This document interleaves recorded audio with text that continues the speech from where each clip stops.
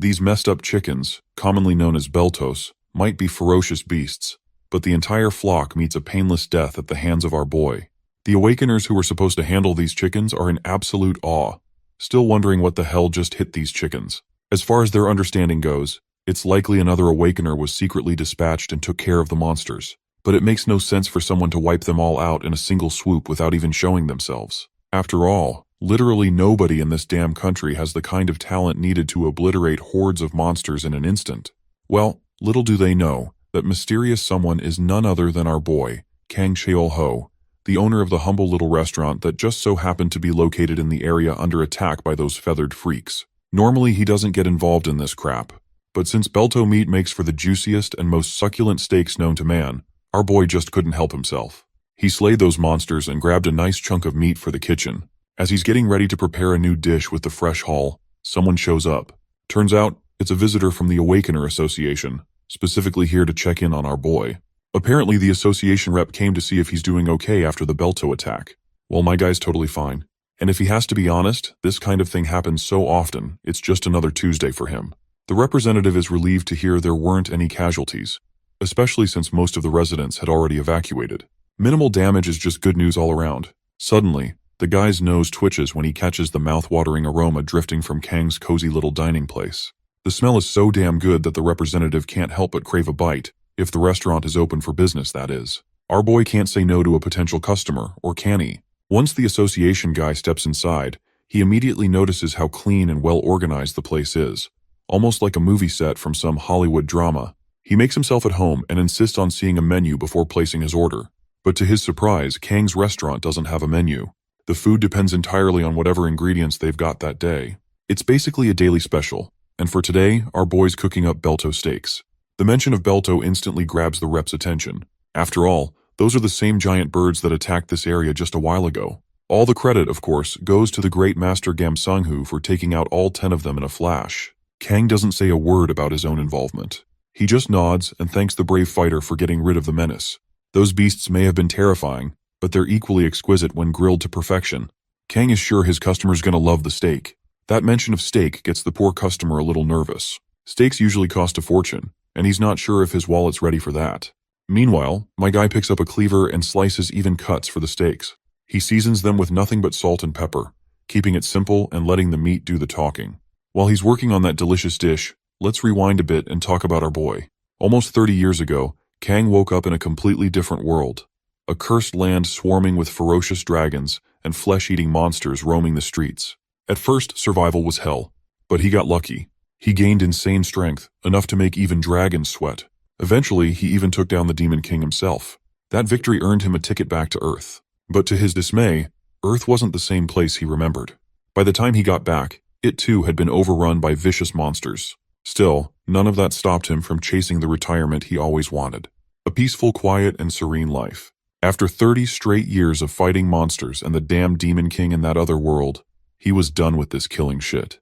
No more grinding, no more bloodshed. Luckily, the monster outbreak triggered something new. Ordinary people started awakening powers of their own. That spark became the catalyst for humanity's counterattack. With all these new awakeners safeguarding the world, Kang's involvement wasn't needed anymore. So, he opened a restaurant, became a chef, and decided that from now on, all he wanted to do was cook damn good food. As I narrated all this backstory, the belto steak is finally ready to be served. The food looks absolutely delicious, and the guy who is about to devour it can barely hold back the drool dripping from his gaping mouth. Bro seriously didn't expect to be in for such a treat until now. Just oogling the food is making him even hungrier, so he quickly takes a bite, only for his eyes to widen as the flavor hits his senses like a tidal wave. The meat is perfectly juicy, with just the right blend of spicy and sour. Well, it's nice to have the very beltos that had him running around all day end up lifting his spirits. He can barely hold himself back from a second bite, and soon, he's eating one piece after another until the whole plate is wiped clean. Now that he's done enjoying the delicious meal, it's finally time to pay for what he owes. Turns out, this guy's on a streak of luck. This restaurant doesn't charge first-time customers, much to the association guy's surprise. He can't believe he just had a 5-star meal for free. All his fatigue has vanished, and he feels revitalized from top to bottom. After such a good experience, he's already looking forward to making more memories in this little restaurant. That said, he still insists on paying for the pleasant experience. Since the guy won't back down, Kang agrees to take $10. The suit guy happily pays and before leaving makes a request. He wants Kang to stay safe. Times like these are tough for non-awakeners, and it's dangerous to be stuck in a place swarming with monsters. As a precaution, he tells Kang to evacuate immediately if anything goes down, and even hands him his business card in case help is needed. Compared to a few years ago, when this area was practically a wasteland, it's very good to see commercial hubs like cafes, bars, and markets thriving again. He reminds this Goldie chef that he's just one call away if needed. As the man walks out, Kang is left reflecting on how indeed tough this era is for non-awakened folks. That's why he's got mad respect for people like the association guy, folks who put their lives on the line to serve the public. Kang then proceeds to taste his own food, and the moment he takes a bite, he's thoroughly satisfied with the flavor. Night descends, and our boy is just about to wrap up for the day after a smooth run. But before he closes up shop, he decides to make some snacks out of the belto eggs he brought earlier. As he's figuring out what kind of dish would truly bring out the flavor of this one particular egg, the door slams open. A guy storms in, not even trying to be polite, and starts yelling at Kang. Of course, our boy has no clue what this guy's deal is. From all the ranting, we gather that this stranger is here to claim what apparently belongs to him. To understand what's going on, let's rewind a few hours. Back in the Seodaman traditional market, tons of peddlers are out trying to sell their goods. Through the hustle and bustle, our boy is seen walking around, looking for ingredients to restock. Ever since monsters showed up, livestock and fresh veggies have become rare, so even basic ingredients are hard to find. Humans now have no choice but to explore alternatives to meet their food needs. But many folks are still hesitant to integrate monster meat into their diet. Slowly though, people have started warming up to the idea, maybe because this monster meat tastes way better than anyone expected, or maybe because it's dirt cheap. Either way, those who still refuse to eat monster meat rely on lab-grown food and artificial veggies. Still, nothing beats the flavor of actual monster ingredients, which is why the Seodaman monster market has exploded in popularity with its variety of widely available monster ingredients. One peddler is selling some fresh belto eggs. Although even the peddler isn't 100% sure if they're truly belto eggs, since different monster eggs tend to look pretty similar. Though according to the Awakeners Association's inspection, these have been categorized as belto eggs. Before buying, Kang decides to confirm for himself. He uses one of his abilities, known as Detect Eyes. It's a skill he stole from a silver dragon named Canis, the ruler of the northern mountain range in his previous world. The ability lets him see the stats and info of any target. Bro swiped that ability while catching the Demon King, and to this day, it's one of his most used artifacts. A bunch of notifications pop up, confirming that only one of the eggs is from a belto, while the others are totally different monsters. Thanks to this, he's now able to see through the scams of these sneaky peddlers trying to pass off third-rate goods as premium. As Kang finishes buying the eggs, one particular egg catches his eye when his artifact fails to reveal any information about it. Seeing the rarity of the egg, he decides to take that egg too. Back at home, he breaks open one belto egg and cooks it immediately, whipping up a delicious belto scrambled egg. The rich aroma and taste instantly bring back memories, those rare moments when good food was a luxury, and the camaraderie shared with comrades on the battlefield. The creamy and savory flavor from the combination of belto egg and cowhall milk tingles on his tongue, soft and satisfying. Closing his eyes to savor each bite, Kang feels strong longing for those faces now gone. Then, his attention snaps back to the mysterious egg, the one his artifact cannot read. From what he knows about this dragon's artifact, their artifacts form naturally when they receive their powers. While dragons can influence lesser monsters, they cannot affect their own kind. That's probably why the Detect Eye failed, because this egg must be a dragon's. Well, that's gotta be some mad luck that had him stumble upon a coveted dragon's egg of all things. As Kang contemplates what dish to make from it, the door suddenly bursts open. That redhead dude storms in, yelling and demanding the item that belongs to him. Kang immediately senses something unusual. Just like that egg, his artifact refuses to show any details about this guy either. It's now obvious that this fiery stranger is a dragon. When Kang calmly asks him about it, the man explodes in rage, flames flickering wildly as he demands to know how our boy knows his identity. Kang warns him to calm down or he might burn the furniture, but the dragon insists on answers first. Not wanting a fight that could turn his clean restaurant into a mess, the restaurant owner admits to having the Detect Eye artifact, the power to see any being's stats, except dragons.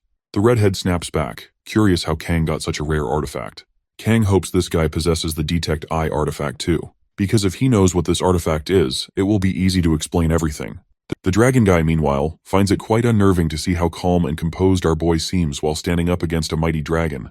That's when he notices a knife forged from blue dragon scales, though our boy treats it as nothing more than a kitchen knife. Then there's the cutting board, carved from dragon bone. Being a dragon, the redhead is absolutely livid. Using parts of his kin as kitchenware is insulting beyond words. He roars with his flames intensifying, but Kang sighs in tired exasperation, knowing this will be a drag. The dragon throws a massive blue fireball, but my guy calmly grabs a nearby frying pan and smacks the fiery orb away with a perfect home run swing. Using his godlike speed, he further rushes the dragon and slaps him hard across the face with the pan. The blow triggers buried memories in the dragon. That familiar voice echoes from the past. Back in the previous world, Kang once appeared before the mighty Dragon King and demanded his artifact. He wants to defeat the Demon King as soon as possible, so there is no time in arguing. At that time, this dragon dude was just a kid then, and his father was the artifact's original owner. When the father refused to hand it over, the son knew his family's fate was sealed, because our boy was widely known as Miro Lycus on the continent. Snapping back to the present, Kang orders the redhead to clean the floor properly before things get ugly. Reluctantly, the dragon grabs a mop and bucket to wipe away the scorch marks. While the child of dragon scrubs, Kang asks where he's from, curious how this fiery fellow knows so much about the Detect Eye artifact. As we already saw in the flashback, this bastard was born on the continent of Espan, a place in the previous world where our boy had fought the Demon King. Turns out this dragon guy crash-landed in the new world through an open dimensional crack. The mention of the continent of Espan jogs some fond memories for our boy, and it doesn't take him long to realize that the familiar monsters he's been seeing lately must be from Espan as well. Kang then introduces himself with the title he used to hold in that old world. He was called Miro Lycus, but in this world, he goes by Kang Cheol-ho. By now, the dragon guy is pretty darn sure that Kang is the same guy who messed with his father. Under Kang's strict supervision, that bastard finally manages to clean up the place like it's brand new. Since the task is done, our boy grants him permission to leave with his dragon egg. It looks like this child of a dragon has one question he wanted to ask: why he never returned his father's artifact after defeating the Demon King. Kang curiously asks who his father is, and the polite son drops the name, Ekmund Rex. Well, looks like our boy remembers that Rex dragon. No wonder this bastard's aura felt so familiar. Back then, this bastard was just a kid, child of that mighty dragon. The kid in question can't help but tremble when Kang urges him to come closer. Seeing him terrified, our boy promises not to hurt him. After all, he stopped beating up dragons 30 years ago, but the dragon doesn't trust him. After all, Kang doesn't look like someone who's aged 30 years. Kang then asks how old the dragon is, and the dragon promptly replies that he's in his 50s. In response, our boy reveals he's around 60, making him older than the dragon kid. Of course, the dragon's not buying it. Unless Kang is the child of an elf, no way he looks that young at 60. He's got a pretty good idea what a 60-year-old human looks like, and this monster slayer sure ain't one of them. My guy then makes the bastard fear for his life when he points out the arrogant nature of dragons, and how it can only be corrected with appropriate punishment. Naturally, the dragon doesn't like being threatened. He reveals that dragons do fear for their lives, and he certainly doesn't want to get killed. That's when Kang clears up a few misunderstandings circulating in the air. The scale knife and cutting board he owns were gifts. He didn't kill any dragons to get them, though he does admit to beating up a few. He never killed one. And as for why he didn't return the artifact, it broke during the confrontation with the Demon King, so even if he wanted to, he couldn't return it. He's really sorry for the loss he caused, but there's nothing he can do now except apologize. Kang then invites the bastard for a drink, but the invitation feels like an insult to the dragon kid. Sharing drinks with a mere human doesn't sit well with him. But eventually, the dude ends up completely wasted from all the alcohol, while our boy stays as sober as a monk. The dragon brags that Kang is the first human in existence privileged enough to share a drink with a dragon. Well, our bro isn't impressed. It's not the first time he's been given the title of first human in existence for something. Anyway, he asks who laid the egg. After all, the dragon kid's still too young to do that. Of course, the redhead is a little flabbergasted by the audacity of our boy to say such a thing, especially since male dragons can't lay eggs. Turns out the egg is actually the younger sibling of this red guy. Not long ago, a dimensional rift opened in their dragon lair, and his parents were out of town that day. So, he and the egg ended up lost in this world. It's been about half a year since they've been stuck here. He then asks Kang about his journey. There were rumors in Espan that he went missing after taking down the Demon King. He wonders if Kang didn't come straight to Earth, and where did he go during that missing time? Kang claims that he had something important to take care of. Once he finished that, he came back to Earth. The dragon's kin asks another question, wondering why Kang is staying in a useless restaurant like this while having the power to save the world.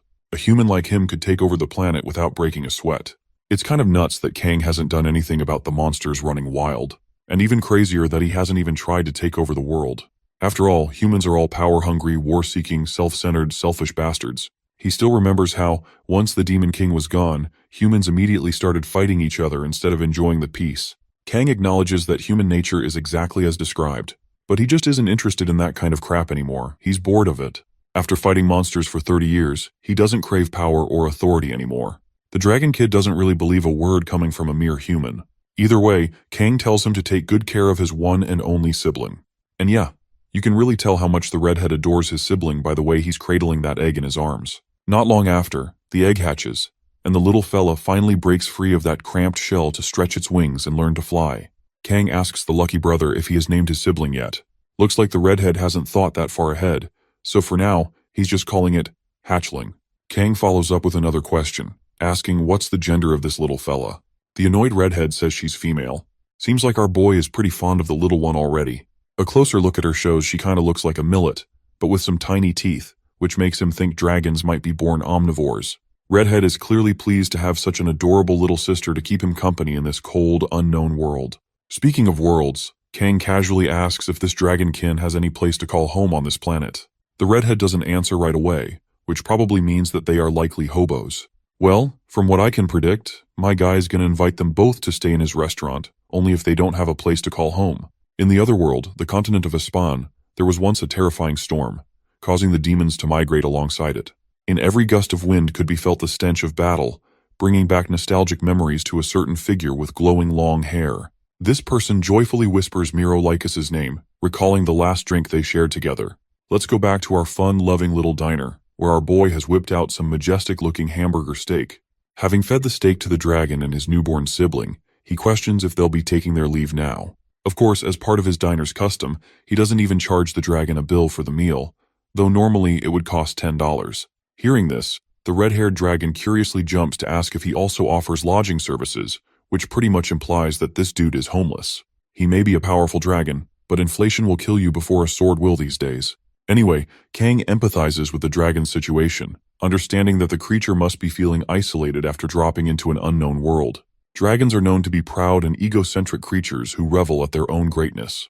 But this kind of sensation of seeing a dragon feel weak and lonely, it's unique to Kang's eyes, and he believes this kind of sight would have the scholars of the other world going crazy. Anyway, Ekmund Rex's son offers a grade 4 mage stone, which is supposed to be extremely valuable even for the standards of the human world. But seeing him off a token like that, our boy couldn't help but mask his face with uncontained laughter. As for the newborn little baby dragon, she appears to have a black hole for a stomach and still wants to eat more food. Kang feeds her and thinks that living in this world alongside an infant dragon to take care of is an even greater trouble than just trying to survive here. In some ways, he misses the other world too, recalling the voice of the same person who he shared drinks with. A sting of regret looms over him, reminding him that he won't ever get to interact with the girl again. Despite his refusal to offer lodging services, he actually decides to do an act of kindness for the two dragons and allows them to stay for a couple of days without any charge. But it's actually a way for Kang to cope with his internal loneliness, feeling isolated all on his own. Anyway, the redhead is put under pressure because our boy is doing way too many favors for him to later pay off. Kang thinks for a second and decides to point his finger downwards, cutting open a dimensional portal that is actually used as his personal subspace.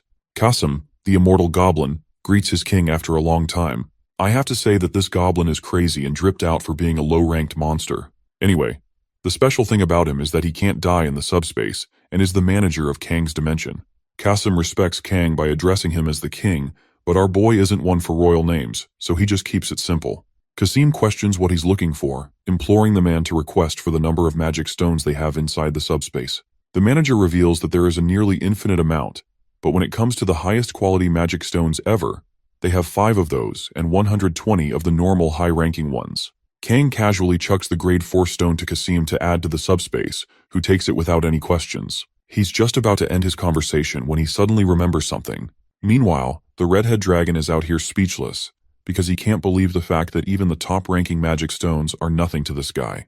Kasim politely bids farewell to his king, before recalling him as the ordinary Kang Cheol-ho of the human world as he leaves. With that settled, our boy gets up to task the redhead dragon with a bunch of duties for him to take care of. The scene fast-forwards to the next day, where we get to see our favorite baby dragon sleeping cozily, even when there's literal destruction outside. She's in a coma at this point. Anyway, Kang is really annoyed by her stupid older brother whose solution to every problem just happens to be shooting a fireball at things. Our boy's goal is to actually help the dragon concentrate his fire breath to a fixed target without burning their surroundings. He's got a skewer with a slab of meat. The dragon torches the meat to a beautiful color, perfecting what Kang was looking for. He's also pretty shocked by the kind of rapier that Kang extracted from the other dimension, because even though it's used as a skewer here, it is unaffected by the breath of a dragon. The weapon is called the Rekafel shaft actually, named after the skilled dwarf Rekafel who put his entire life into forging the divine weapon. It could be considered one of the greatest weapons in the entire world. But hilariously, Kang's out here using his best inventory as kitchenware, the same inventory that people would kill to obtain. The dragon is a bit annoyed that he is inaccurately using the weapons, but our boy taunts him that he's still utilizing his inventory much more than dragons, who only collect but never use anything. From his behavior alone, the redhead concludes that Kang's personality is like night and day compared to a dragon. Also, do you guys remember the public servant agent from earlier? Choi is really happy to be at the diner again, enjoying a savory combination of food presented by the finest cook around, literally speaking. He's also surprised that our boy's already got a new employee working under him, causing the dragon to flinch. On a separate note, Choi reveals the appearance of a new and unknown dungeon in the underground passageway. Because of its appearance, Seodamun is recruiting awakened hunters to bring down the threat. Let's explore how a dungeon is formed or what it represents in this world.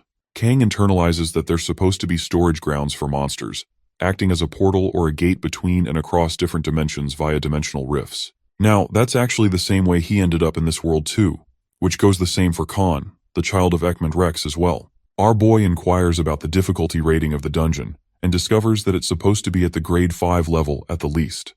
Which also means Kim Sang-hoo and his team Zenkaku will be deployed to take on the threat from the Seodaemon's side of things. He's the same guy from the beginning of the story. From Sinchan's side, there will be Cheon forwarding with her own team. It's a name that not even our boy has heard of. But as it turns out, Seodamun is guarded by the Spear Mage, while the Sinchan region is under the protection of the Ice Witch. The closest reference to this girl's character is Esdeath from the Akamega Kill series for me. Anyway, Choi points out that a backup team is underway just for insurance. That's why they were on the lookout for applicants. The public servant agent expresses his own sadness.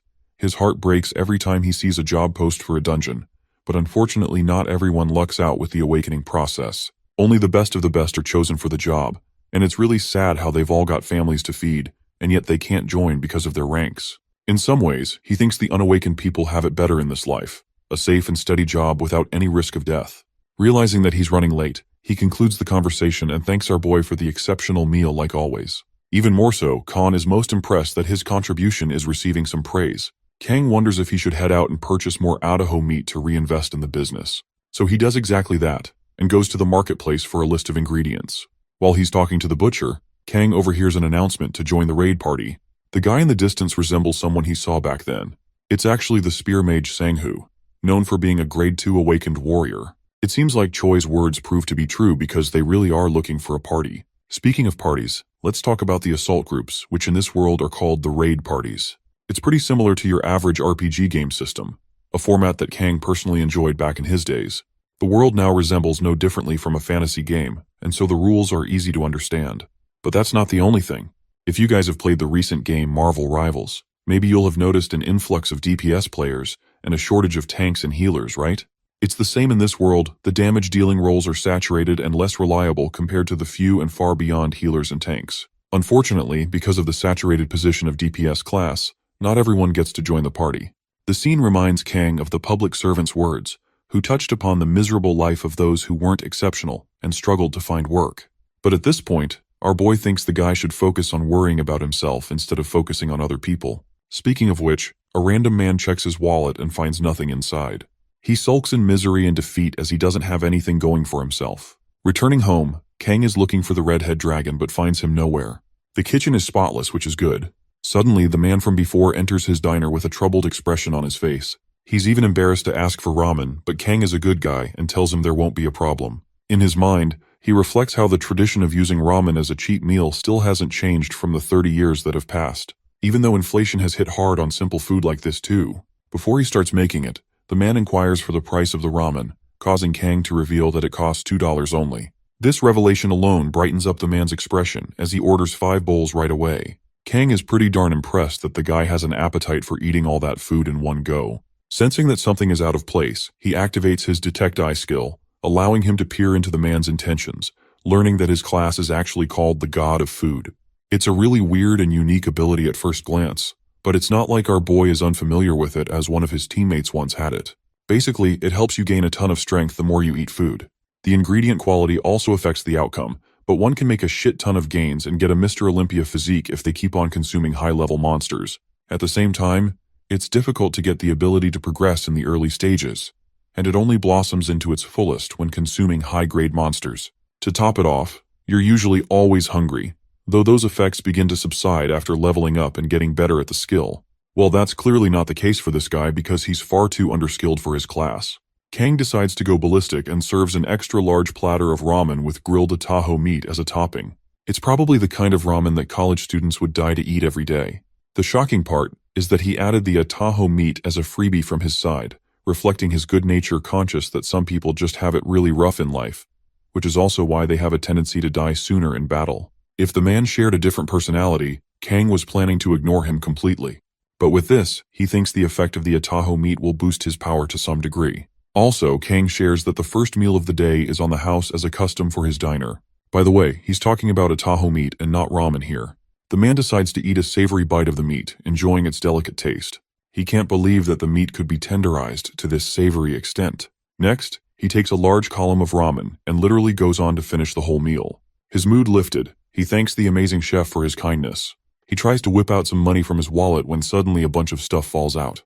Kang strangely notices a necktie and collects the money. The man quickly leaves but promises to come again. Judging from his attire alone, Kang wonders if this guy wants to impress someone with the way he was carrying around that tie. It only adds to his understanding of how difficult a life is in these times. A while passed, and that broke guy stumbles across a gate while walking around. The dimensional gate hovers over the skies, causing an immediate evacuation of the civilians and barricades to be put up in places. The same man from before urges to join the battle as an awakener. But when asking about his rank, the poor guy stumbles with an explanation of his ability related to food. Unfortunately, he is told that they can't just use any average awakener to join the battle against a powerful dungeon like this. Even the best team members have returned with certain injuries, so it's not easy to allow just anyone. He's told to evacuate to a safe location when suddenly he notices one of the healers. This girl is actually his very own daughter, and he rushes to find her. He scolds Mijin for coming to such a dangerous location when her focus should be school right now. The poor girl shares that she couldn't sit around with the number of injured people around, which is also why the school mobilized some of its students to help out. But she's even more confused to find her father here of all places. She doesn't require his help and even lashes out against her own father when all he has is a shitty ability to eat and work. He doesn't even come home to check on her, and yet he's concerned out of the blue. In a way, Mijin resents her father because not only does she have to work to earn points for a scholarship, but now he was making her seem pathetic too. She shoved him away, causing the necktie box to drop from him. Mijin coldly reminds her father that he doesn't even have a weapon to save his own ass. Speaking of the Awakeners, the spear mage Sang-hoo arrives and concludes the end of the dungeon raid. The aftermath of the battle requires the healers to nurture the injured warriors, so Mijin has to rush to their immediate rescue, leaving her father feeling useless in the end. The scene cuts to our boy Kang, who touches upon the concept of classes while cleaning his blade. You see, a class represents a specific type of ability. There are basically 5 grades or stages to reach the top proficiency level. Now, when it comes to their country in this world, Awakeners are supposed to nurture their skills in a cipher school system, which is basically similar to a normal school, except it is aimed to help the Awakeners. Upon mastering the first stage of the Awakener class, one gains the ability to choose a second class depending on their own choice and environment. People can master 2 classes as well, but in those circumstances, they are generally treated as a higher rank by the association. However, that process involves rigorous effort, so it is out of reach for most people. Kang also shares that in the chance someone ends up with a shitty ability, the cruel reality is that they'll have no choice but to find something that specifically suits them. Now there's also a 6th class, something only our boy mastered in his final battle. From then on, he hasn't been able to progress to any higher class, concluding that it's his limit. Anyway, the redhead dragon comes rushing to find our boy, revealing that something significant happened. His little sister Cheol managed to utter her first words. Now the name Cheol is also news to our boy, but I guess Khan ended up naming his sister after all. He reveals Cheol's words. The adorable little marshmallow happily calls Kang as Papa, which is something that melts his heart. It's seriously cute, and also it turns out that the baby dragon actually named herself as Cheol to signify that it is a resident of this world. Anyway, the sentient marshmallow is out here repeating the word Papa, causing Kang to playfully pet her. He shares that dragons are special, because they're blessed with the mastery of a class upon birth alone. They're both curious what kind of class this little dragon mastered, and they're eager to find out in the future. Suddenly, an unexpected visitor drops by. It's the same troubled man from before, and he orders the same thing again. While Kang sits across from him, Khan prepares the meal. The man goes on to talk about his sorrowful encounter with his daughter during his attempt to join a raid party, revealing how his daughter is desperate to get a scholarship through healing the injured. Witnessing her work so hard broke his heart, and he couldn't even help her out and was told to evacuate since he's a shitty awakener without any noticeable powers. As for his daughter, she has an amazing healing power even for her age, establishing her among the third-class awakeners. Her grades are also no joke. The girl's got everything, and it's only a matter of time until she is recognized properly by the association. Back when he first came to the restaurant, he actually wanted to go to her school for an observation day but couldn't find an outfit within his budget. So all he could do was buy a necktie, looking pathetic but still doing his best. At this point, he believes that it's better for him to forget about the class observation. After all, he was a father who couldn't even support his own daughter. The man fully breaks down, expressing how even in this depressing situation, he's starving for food.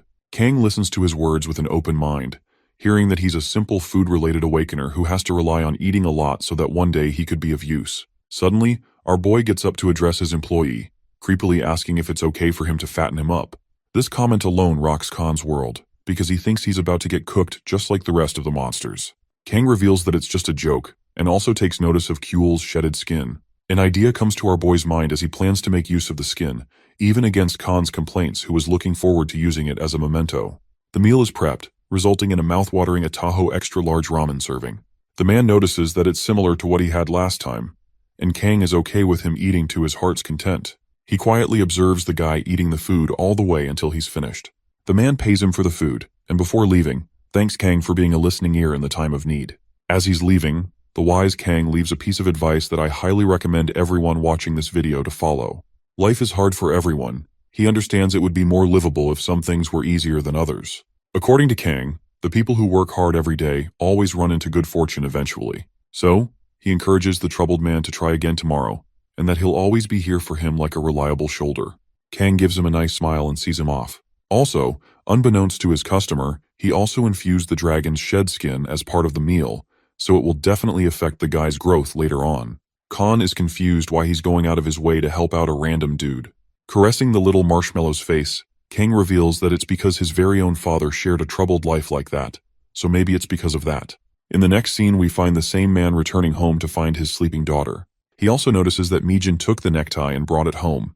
The poor girl turns to apologize for what she said to her father as tears stream out of her face. He gently cares for her and apologizes too, internalizing how he is shameful for all of the things he's done and for the uncomfortable life he has forced her to live. But even after everything, despite his hardships, he still loves her the most. The following morning, he rushes to a job location immediately. He pants as the recruiter asks for his registration card and learns that it's the same Kim Manhwa from last time. He's the game who fell out and did a terrible job in the dormant section incident last time in the Yongdongpo dungeon. It's clearly going to be an issue if he does the same again, but luckily the Zenkaku team saved their asses last time, so any damages were prevented. Only this time, he just wants Manhwa to do his best. The gate is burbling dark energy at the top, while the recruiter commands the end of the recruitment process as their team is ready to depart.